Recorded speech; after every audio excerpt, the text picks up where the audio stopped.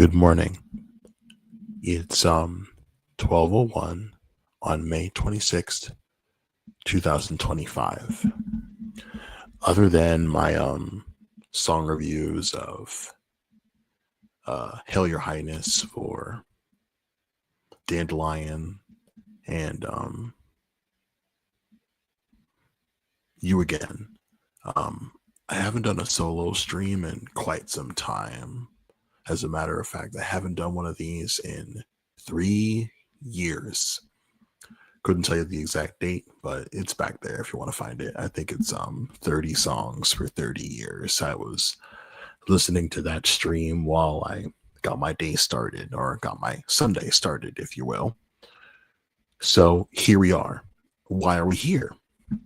It's because I was talking to one of my lovers, the incredible sound artist Raw Primus. I asked them, what's your favorite song by Kalela? One of the most important singers and artists of our time, point blank period. Like, fuck your bias. One of the most important artists currently alive. And they said something to the effect that I don't know which of her songs is my favorite, but I do know that the song Better is perfect. And I realized that I had not heard that song before. It's from, where is this song from? I'm pulling up my notes to make sure I don't forget my place. Better by Kalela is from her 2017 release, Take Me Apart. Shout out to Warp Records. So I put the song on for the first time yesterday. I had made plans that I would just listen to this song at least once a day until I live streamed, but I did no such thing. But the cool thing about a great song is that you like it usually the first time you hear it. And now I know that I can pass it on to others who I know love R&B as much as I do, if not more than I do. And just to send it home, if you will, I took the time to listen to the live rendition of that song from the Unplugged record that came out earlier this year. In is track 11 on that release, came out early February, and it's so refreshing to hear, I guess you could say, a new school R&B artist kill it live. No parlor tricks. I know that these days in the African American community, the live performance can be a bit half-baked, if you will. Call it a lack of just support from the people putting up the money to make touring possible. Can an R&B artist maintain a consistent live lineup for their band or backing band? Or do they have to rely on just like the instrumentals and the master vocal and just keep it pushing? 9 times out of 10, the artist is not to blame, but just like the effect has reared its ugly head and just like created a narrative that nobody honestly wants to have a conversation about. Yes, like the Motown of it all had its place, but we had to break away from that shit in order for our culture to survive. I'm very thankful for what Motown did for Black music and Black people in this country. But somehow, even after just like the explosion of funk, we never quite found our footing in today's era. Everyone loves to talk about how 90s R&B is the best time for R&B, and I say, nay. I disagree wholeheartedly.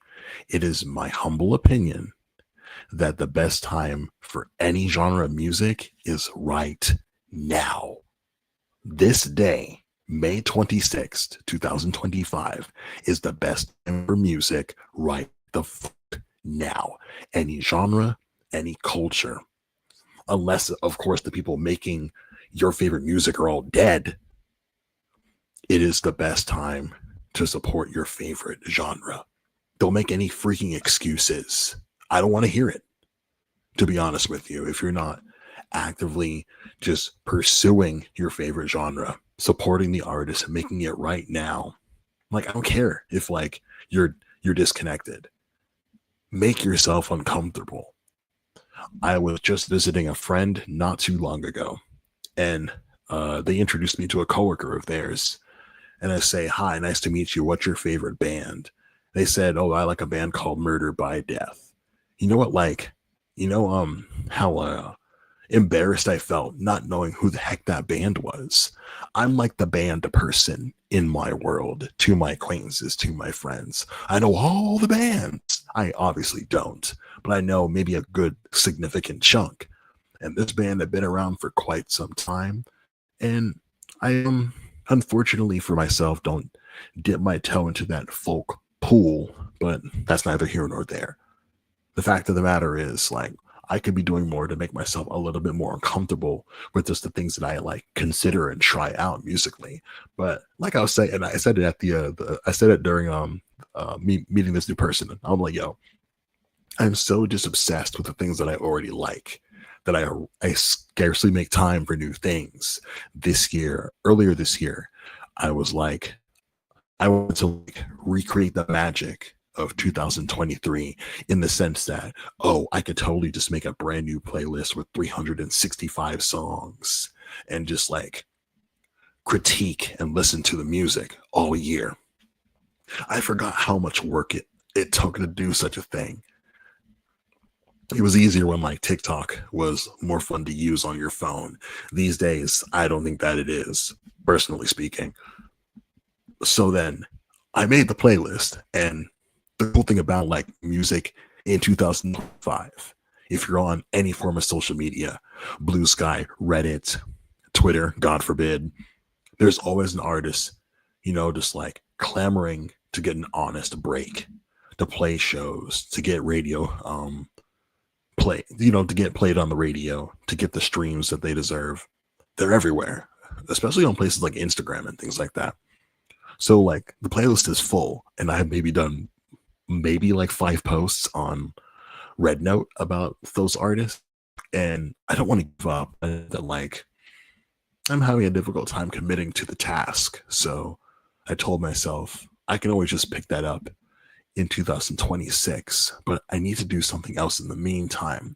I've settled on like a new activity, the Millionaires Club. I have a playlist going on YouTube and on Spotify, and I think the goal is to like fill the playlist up as fast as I can with just songs with millions of streams, and see where that goes. Whether it's just an artist or an artist that like I'd like to get to know better. And so I end up filling them up fast enough. I'm just going to keep adding and adding and adding until I reach about maybe 1,000 songs, because I don't even think you can put more than maybe 3,000 videos into a YouTube playlist. So let's just go for like 1,000 songs each and just see where we end up. See what the collection looks like. That's neither here nor there. Let's get back to like the 4 perfect songs, the name of this free live stream. I didn't even talk about the title of the stream. Every song that I, for the most part, bring up will be in the description. Anything else, like, you can ask me to like drop in the comments later if you are that concerned. I'm chronically online. I will see the comments. Please leave one. It'd be very kind. I'm happy for the engagement. I am quite lonely. So like I said a little earlier, Rob Primus is like, Better by Kelela is a perfect song. You should do a stream about perfect music. And I didn't want to do too much in the place of just like preparing. I just wanted to like I had mentioned earlier at the top of the stream, I have not been recording content all month. I've been working myself to the bone. I've been leaving town a lot, and I haven't like connected with my good friends, Alore, Haystack West, the Catter, and I'm hoping to connect with some new acquaintances and creators before the year is through. Many irons in the fire. It is so much work just like staying on top of my day job and making time to send emails that sound like remotely courteous and professional so that folks consider like making time to chat with me about like this art form. So apologies if you've been wondering where I've been over the last month or so. I hope everyone's okay, you know, given all the horrors we're like experiencing together. Music helps. And I realized to myself while listening to Better by Kelela, both versions of the song, there may be those who have never heard of her before. And so I in addition to both versions of Better in the description, you can find two additional things. You can find the NPR Tiny Desk that she did last year, I believe in 2023 or 2024. I don't know. Have you ever noticed when you the YouTube video and it states when something was uploaded, it always just like it doesn't match up to the thing because like it'll say like a year ago for like the NPR Tiny Desk, it'll say 2023. Babes, don't do that. Like say like the amount of months it's been since it, like sometimes it has like 10 months ago or 10 weeks ago or 10 days ago, but then like a year ago is somehow incorrect. It annoys the shit out of me. Like, please just be direct. Please be correct when you do things like that. YouTube, Lord have mercy. So yeah, like since like the Tiny Desk is valuable social currency in the music industry, I feel like it means more to an artist like Kelela than say an artist like Usher. You know, like of course, like a person like Usher Raymond, scandal acknowledged, has a wealth of like music to draw from to do a Tiny Desk. Wait, and I also want to say somehow it doesn't feel as disingenuous when a T-Pain is a Tiny Desk, but it feels way more of like a put on.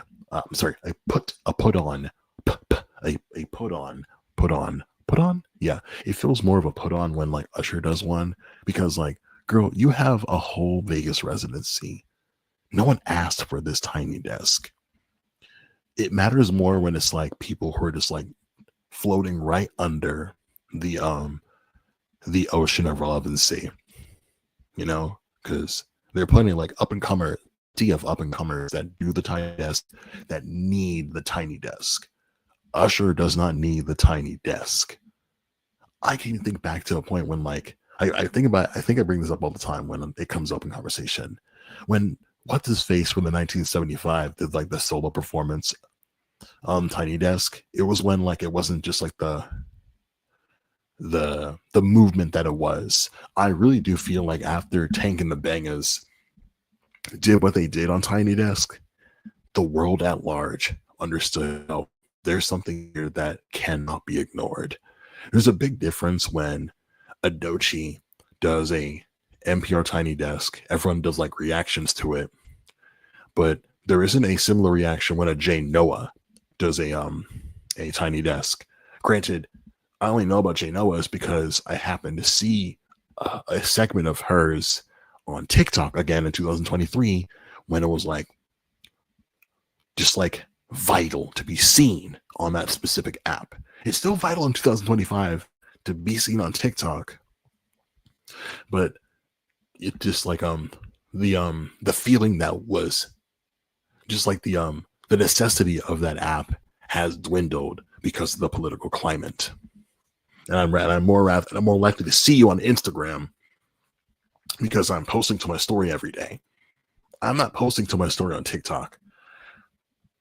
The most you'll get out of me on that app is when I see a reposted video on Blue Sky from TikTok, and I just want to like send it up on the original from the point of origin.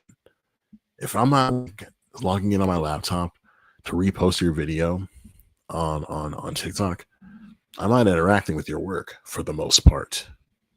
Trying to pop those peas so bad this morning. A similar like situation I was in 3 years ago doing that 30 for 30 stream. I was in my home alone and it was late and I didn't want to wake up my housemate. And I have a similar situation because to my very left, my dear housemates are fast asleep and they have work in the morning. And I'm working in the afternoon, so I need to be more cognizant of them trying to get their slumber. Okay, let's not get distracted. Yeah, like I said, you can find both versions better and the Tiny Desk in the description. And you can also find a message by Kelela, a song that I heard many years ago. And I don't remember how I heard this song. I don't remember if it was a friend that just happened to show it to me because the video is like really well made. But and it's from the release Hallucinogen. And again, shout out to Warp Records for staying just like locked in with a Kelela after all this time. It's funny I mentioned the radio. There's no freaking reason why, again, with all of this, just like, oh, R&B isn't the same as it used to be. Radio, R&B radio, you're responsible for that, for not going out of your way to try harder to break new stars. I don't care if you're using entities like Clear Channel or iHeartMedia making excuses for you. You have no excuses.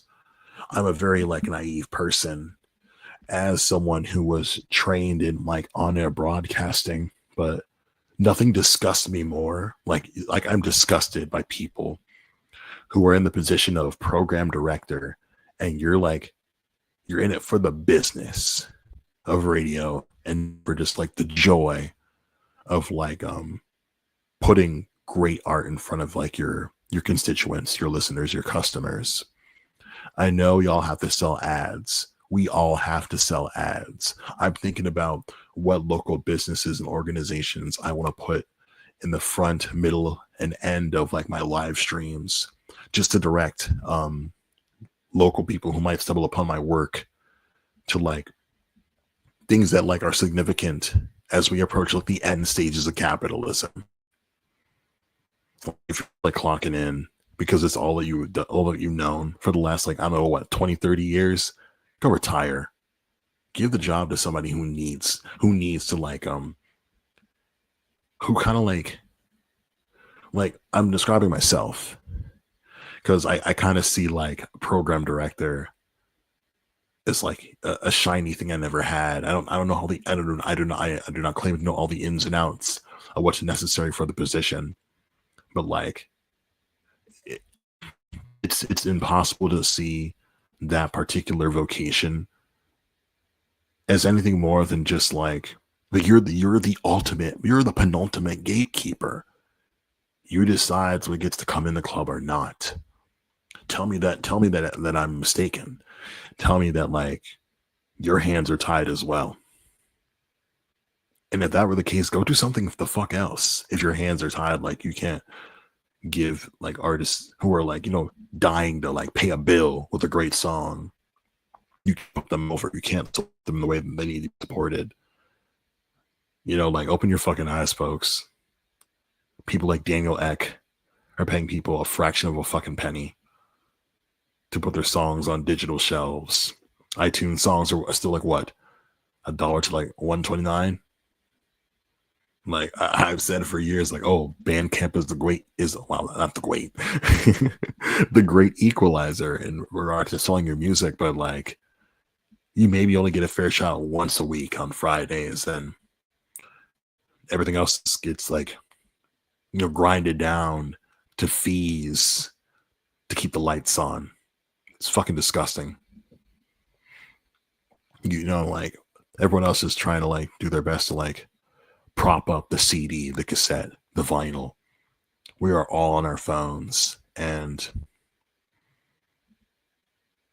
it's depressing, bro. I don't like that shit.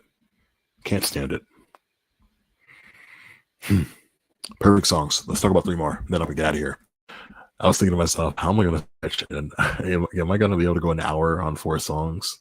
I'll maybe go 45 minutes. In addition to like the suggestion that was given to me, I thought about another suggestion that was given to me maybe again 2 years ago, I think at this point, that one PRT, Precious Tucker on Bandcamp.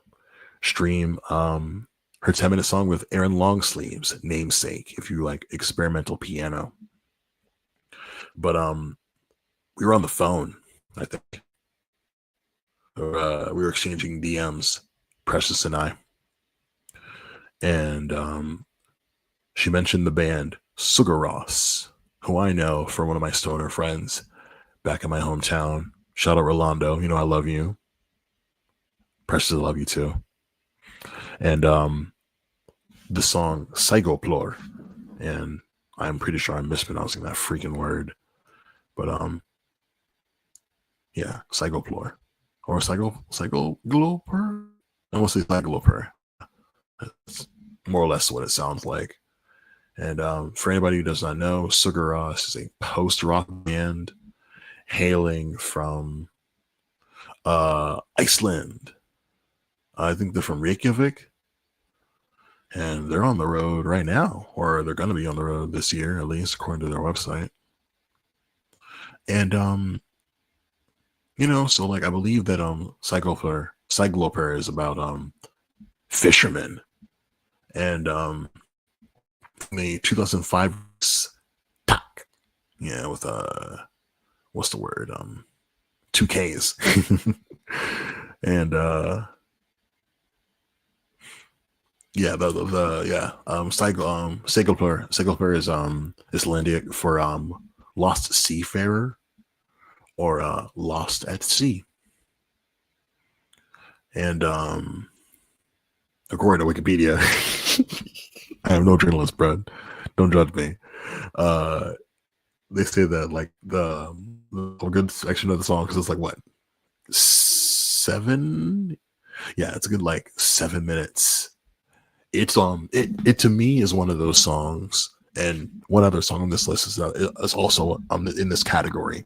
There's like a certain kind of genre of song where like you have to lay on your floor, flatten your back, and turn off all the lights, close your eyes, either put on some headphones or like turn the volume up on like your speakers or your laptop, your phone, and just listen to this song and just like allow yourself the cry that you've long since denied yourself. I can safely say, and I don't say this with like pride, but I'm being honest when I say I've been wanting to properly cry ever since the day I learned my dad died, and I have not allowed myself to do so because I feel that I do not deserve to do so. I know that it's just like so sick to say that on camera, not in front of a therapist, but I ain't paying for one right now. So might as well say here to remind myself in the future where I am, where I was, or where I am right now, mentally and emotionally. In that 30 for 30 stream that I did 3 years ago, I mentioned how Constance by Spiritbox have been kind of keeping me kind of mentally afloat, but it's gotten to a point where I won't even listen to that song because just the emotional tremors that song would put me through, maybe we'll punch a wall and just scream, or just being so upset at losing such an important person in my life. You know, I've almost caved a couple of times. Like anyone who knows me personally on a deep level knows that bearing witness to the trauma of Black fathers always puts me over the edge. Knowing what I know about my father, the way that he was raised, and just like the opportunities that he was denied, where, like living the life that he led. It just like, the times where I've cried in my father's arms when we've bumped heads over things that weren't like arguments over things that weren't that significant or were that significant for that matter. That's what kind of like comes up when I hear a song like this. Again, can't swim, never left the country before, barely even been on a boat, but somehow this song about being lost at sea, it just does my head in. I mentioned to Precious when like I got because like we were talking about the song. She sent me the song. I listened to it. I got back on my phone and I was like, I thought to myself, because it came out in 2005. And around 2005 is the time when music took over my life, you know, like sixth grade to like ninth grade is when this shit became real to me. Sixth grade, it's like, oh, I must be popular. I must not be who I am. I want to elevate myself. How am I going to do that? Popular music is how you elevate yourself. And in sixth to seventh grade, bro, that's when Top 40 radio actually fucking mattered.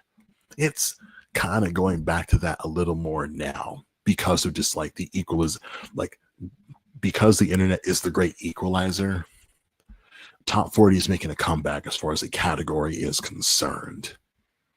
But at the height of my adolescence, sixth to ninth grade, oh, I would hold you untouchable with just like the quality of the variety available to radio stations at that time, uncorrupted by the stench of high-speed internet, at least for a moment in time.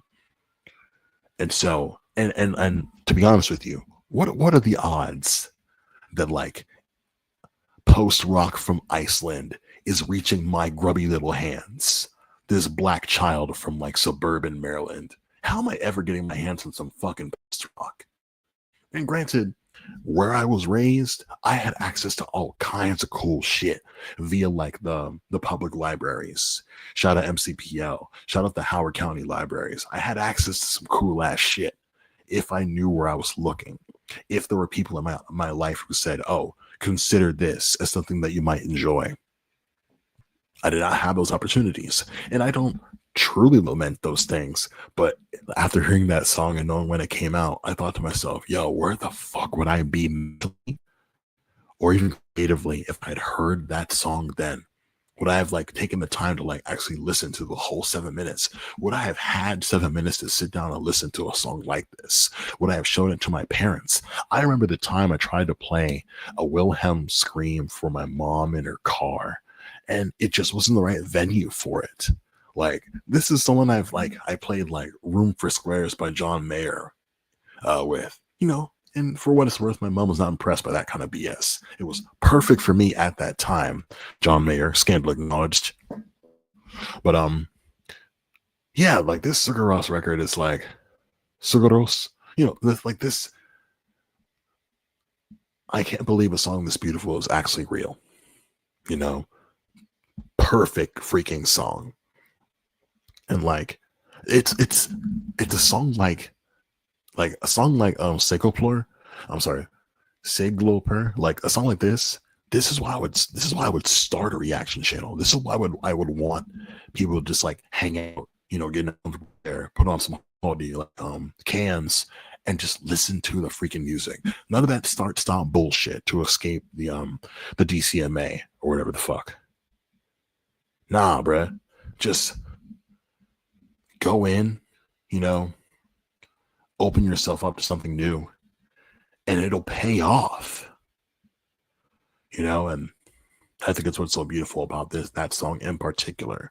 Another song on that level of sit on the floor, turn off the lights, you know, keep it elevated, obviously, headphones on, let the emotions flow, let the music wash over you, is the song, I think track 1 from Depression Cherry by Beach House. Again, shout out Maryland. Levitation, a sad song that I believe involves like a locomotive and 2 young women, and then an unfortunate like end to their story. I haven't like verified that information, and trigger warning if just like, yeah, it's just like something you're not like trying to interact with in any serious way. But for those of us who are desperate to feel anything right now, at a time when just like most intersected, marginalized communities are under attack by their elected officials, I challenge you to just like put this on and see if it doesn't make you feel a little bit better. If you just like put it on, like starting your day, just brushing your teeth, hopping in the shower, putting on your sunscreen, putting on your makeup, putting on your socks and shoes, your favorite outfit, packing a scarf if it's going to be windy, or a hat if it's going to be too sunny, shorts, dress, however you would choose to like go out and face the world. I would start your day with a song like this, if like just feeling anything is significant to you in this moment. Like, I really have to just shout out the people who worked on Depression Cherry one freaking time, because sometimes I'm astonished that two people can like make a song this awesome. It's funny. It's like bands like this and bands like White Oak, both Maryland, just like indie acts. So huge freaking shout out to James, Alex, and Victoria. I'm just now realizing there's 3 freaking people in this band. Awkward. Oh, well, he's only been here for like since like what, 2022? Yeah, cool, whatever. But at the time, yeah, because bro didn't start like what, touring for them until like what, 2016? Shout out Wikipedia. Nah, but who's the freaking producer? Chris Cody? Is that your name, bro? Shout out to you too, bro. Also from freaking Baltimore, baby. Ew, come on. Ew. I'm drawing. No, but like perfect freaking songs, bruv. Yeah, I'm for real spinning on wheels. I guess I'm doing all this to like become more comfortable with the mic again. I have said it to like homies who are like, there are cats who like know me at work that don't know that I do this, and I'm like, listen, like, I don't edit my shit. I just turn on the mic and I go. I know that just people that present the way I do in the world, picking up mics, rattling off their like unfiltered thoughts is kind of just poisoned the well a lot.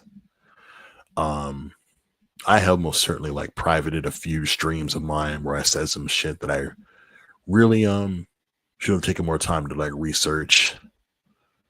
Shit that should have been like left on the editing room floor. But it ain't available to y'all no more. It's either gonna get deleted or just like go in my little folder. And maybe those ideas will get like touched on again, or just like left. Usually when I do this, I have maybe like 10 at the most people watching what I do. Perfectly fine. Very thankful for that. Folks who can, approach me like where I am most of the time and say, hey, I appreciate what you had to say. Or like, oh, that was a really rough take there, bud. So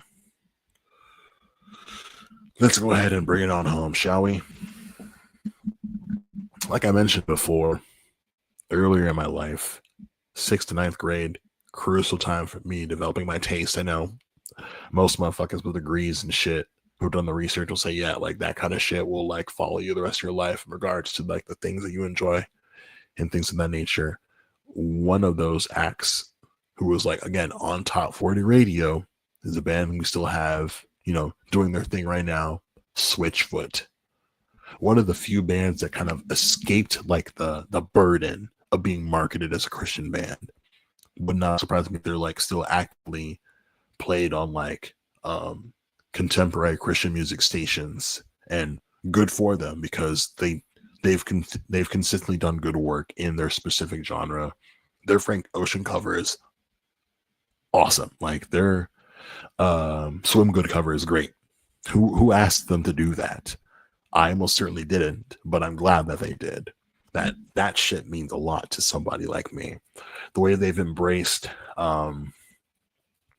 bands like A Place Owls, it really means a lot to me as a person who spent a lot of time, a lot of hours on do-it-yourself Twitter, on just like the new school of like metal, emo, punk, like all the queer people that I follow on my phone who live and die for this music shit. Switchfoot, you're like a big part of that, and I'm really thankful for what you continue to do.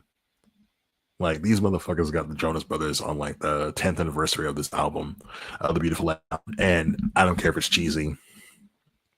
Go Jump on a River. Last song, the fourth perfect song on my list is Dare You to Move. And like when this album came out, you could not tell Switchfoot anything about what they were doing. I don't think there was a band on God's green earth in the position that they were, that they could have been, that like you couldn't have asked like Seventh Day Slumber to do what Switchfoot did. It's because of what Switchfoot did that like just like the grace period for like all Christian rock had over just like the next 4 years and like petered out at maybe like 2013. Granted, you still have bands like what, maybe Emery, still like maintaining the integrity of like older white dudes and bands that just don't like the height of where like emo music could take you with a semblance of faith. And I don't know if like those dudes in Switch would have like deconstructed actively, but like I don't get like a whiff of just like cashing a check with right wingers to maintain like their unblemished position in hallowed halls and things of that nature. Unlike Better, Sicklepur or Levitation, Dare You to Move is just like so easy to like it's easy to see why you can make just like that perhaps that just like cheesy connection. But I'm 33 this July, and again, I've been like even this late yesterday evening, I was with friends, people I really care about, and one of them was talking about how 2020, most of us were like locked in our homes, unable to see our loved ones, go to work, or be with our friends. Me, I had the distinct honor of like my work life just took over my life during like the year of lockdown, year and a half or so. And I'm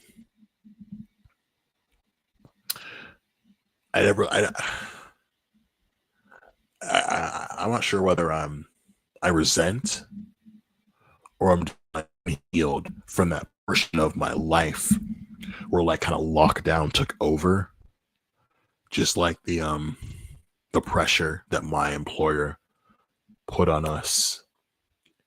And I still move outside like the lockdown never ended. And recently, this month, guy comes to my desk and he's confused by my attire. I mask up every day I go to work. Even when the CEO of our company said that was no longer required. I know better. Again, I'm not a scientist. I have no degree. I fucking know better. I mask up at work, and homie was like, "Are you good, bruv?" And I'm like, "COVID." And like, shame on me for not saying I wear this to prevent getting COVID. He presumed that I had it, and that's why I was wearing it. And he was just like, and it was just like, I was astonished that like bruv was like concerned for himself and for me. Because if I'm that kind of person where it's like, whoa, a person with a mask on, I'm concerned for myself, I'm just getting right back in my vehicle and leaving that store. But like, bro, you're here to do a return. I'm probably going to give you money or receipts. And you stayed? You could have did that return tomorrow when I wasn't there. Like, who's to say the whole place wasn't like infected by germs? I was so annoyed. And like, even like the guys I work with, like, why do you still do that? And I don't say all this to just like put a freaking plank on my shoulder. But because I move around, like because for me lockdown never ended, and I move around in the world that way. I have a lot. Going back to that time in like 2006 when I had no idea what was waiting on the other side for me. You know, like the extent of my concern was like playing games on the Nintendo DS. You know, and now Nintendo's like putting up the Switch too. But like, and even though like so like even if like the technology has changed and like the world outside has changed, that song has never changed. It's still as powerful as it was when I didn't even know that I needed it. When I didn't have the CD, like I bought that album at Walmart. I've bought like two significant albums to my life at Walmart. The Beautiful Letdown by Switchfoot and Plastic Beach by Gorillaz. And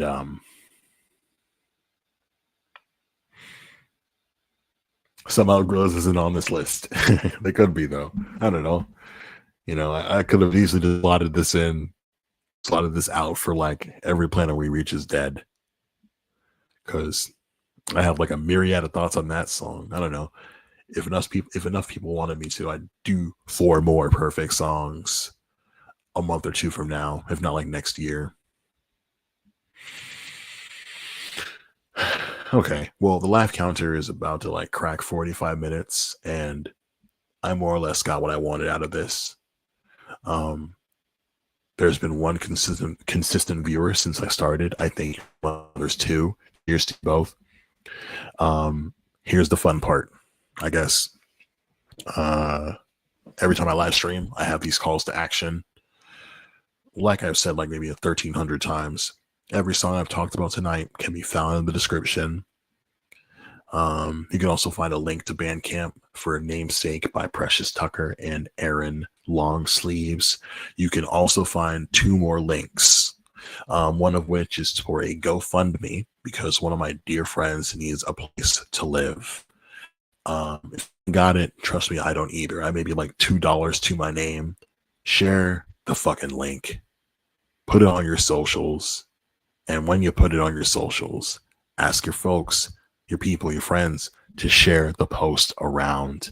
I know there's at least one of these motherfuckers that has like what, $2,000 just sitting in their account, not doing nothing, and they can write that off to Uncle Sam. Pass the link around. It will be very kind of you to do so. The other third and final link that's like up on my in the description that's not a song is the hyperlink to rescue.org. Like I said, the horrors are endless. They are never ceasing. But you can do your part to make it stop for somebody else. And maybe by helping somebody else with the horrors in their life, the horrors in your life can somehow cease. Like I said, so yeah, like rescue.org, you can click on that website, you could favorite it, you could learn more about one of the many countries that's like facing a humanitarian crisis. Please know that I, Christopher Owens, I don't know why I said my full fucking government, but who gives a shit? Me, Chris Kennard, I stand with the peoples of Yemen, the Democratic Republic of the Congo, Ethiopia, Niger, Somalia, Mali, Myanmar, Burkina Faso, Darfur, South Sudan, Ghana, Hawaii, Bangladesh, Lebanon, Cuba, Nigeria, Northern Kurdistan, Sierra Leone, and Palestine, and Ukraine. So like, if any of like those countries like are significant to you in any particular way, you can learn more about what's happening in the world around you and just like tell people what's happening. Verify your fucking sources. Other than that,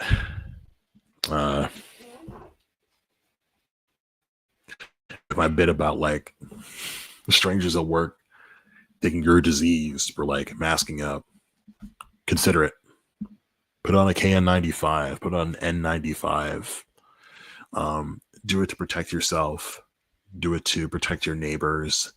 Do it to protect your loved ones. Do it to protect elderly people. Do it to protect the children. You know, James Baldwin said it best. Like, the children of the world are all the children on the planet are all of our responsibilities. You know, like making sure that they're safe, that they have food to eat, and that they're learning something in school that's like significant to their futures.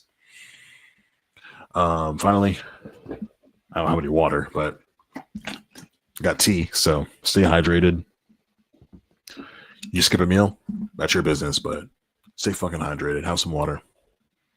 You know, coffee's cool, I guess, in moderation. Same as like liquor and shit, but you know, something water based. Sparkling water is pretty great. You can mix it with orange juice and shit. Cool. Cracked 45 minutes. The girl still got it. This has been cool. I appreciate you. Hi, my name is Chris Kennard, aka Hannah Vina, the Princess of Port Richmond. There are 4 perfect songs in the description. Check them out. Maybe put your perfect song in the comments. Like the post if you're watching this after it's been uploaded. I almost forgot.